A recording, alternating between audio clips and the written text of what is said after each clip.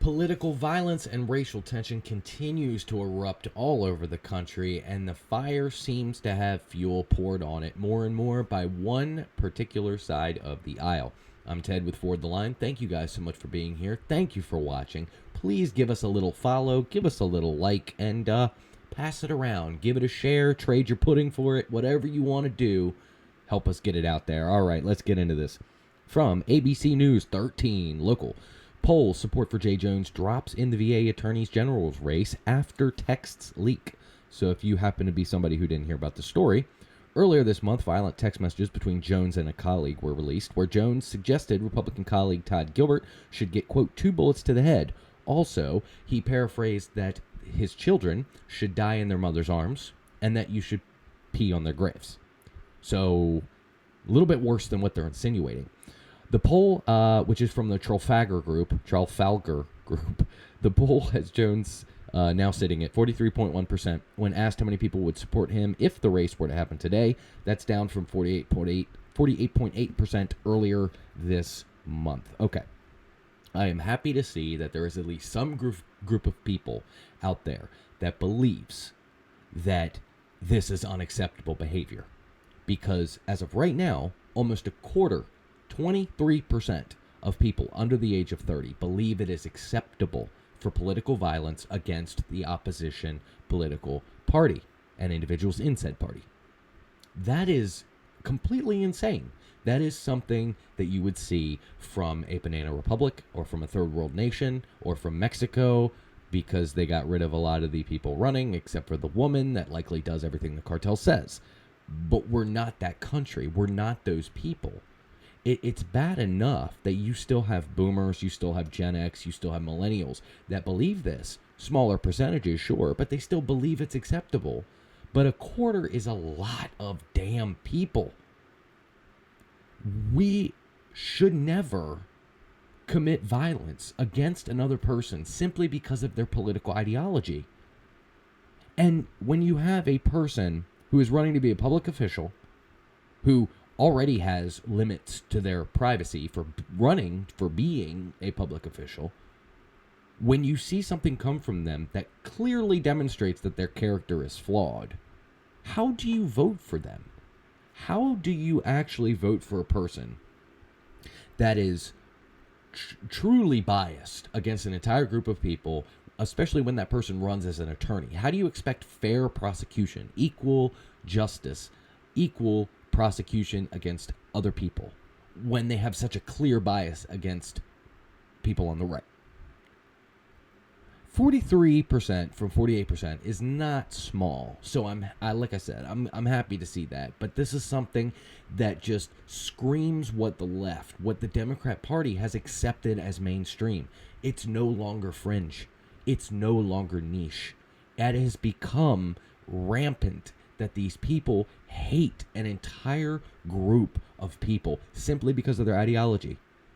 So much so, I hate to say this, but it's reminiscent of KKK behavior. It's reminiscent of the racist behavior that happened in the 50s, in the 40s, even the 60s. This is what it reminds me of.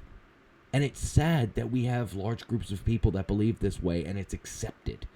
So I tell you what, if you're a Democrat, if you vote Democrat and you don't believe that this is acceptable behavior, put some pressure on your politicians and say, you guys need to move away from this. This is not cool. We're not going to create, as Ben Shapiro says, permission structures for violence within our own party. And we're not going to allow violence to be committed against our opponents.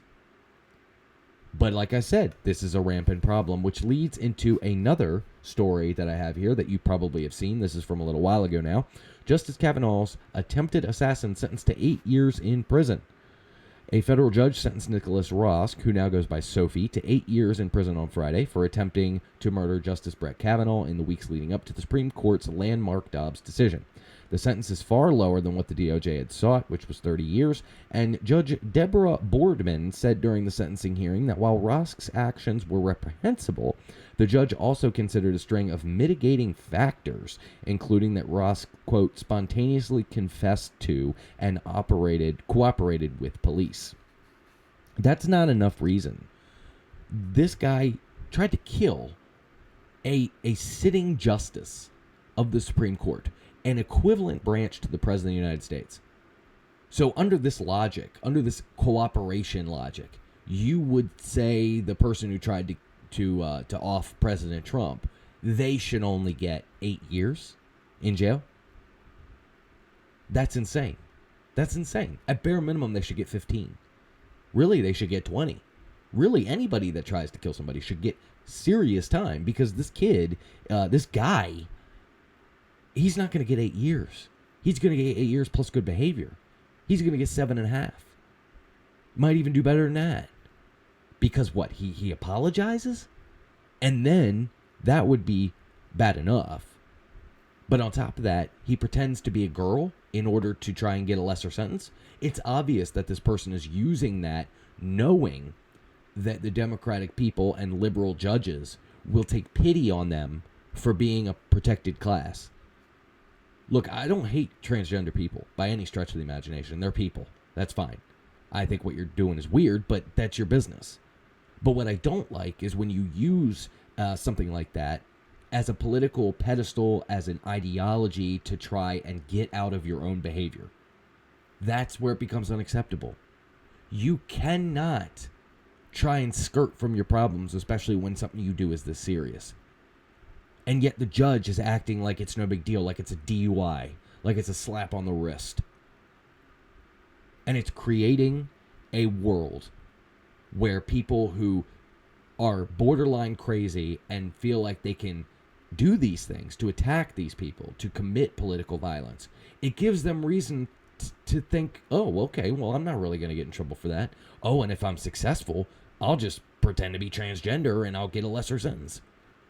You're allowing them to want, not just to want to do it, you're allowing them to do these things without fear of consequences.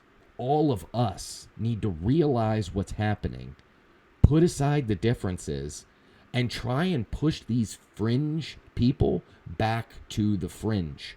Get them out of mainstream politics. If you're a Democrat, if you're a liberal, and you disagree with a Republican on policy, disagree with that Republican on policy. Don't hate that person because of their ideology. Because they don't want to hurt you. They don't want you to suffer. That's one beautiful thing about Americans is, it seems to me, and it's not everybody, but it seems to me that most of us, regardless of where we came from, we would like to see our peers succeed. We don't like to see people who are poor and homeless. And of course, Democrats always say the Republicans, whatever, with kids, with homeless people, all that stuff, that they don't care. Of course they care. Of course everybody wants to, the general whole, wants to see people succeed. So why can't we meet there? Let's meet there and try and push away these individuals that want to keep creating division. Again, don't care what side of the aisle you're on, but it kind of seems like it's coming from one particular direction. So anyways, guys, I'm going to end it up there. That was a wild episode bouncing around, but thank you guys if you've watched this far. Please like, follow, share, all of those good things. And as always, be happy, be healthy, get educated, stay motivated, forward the line.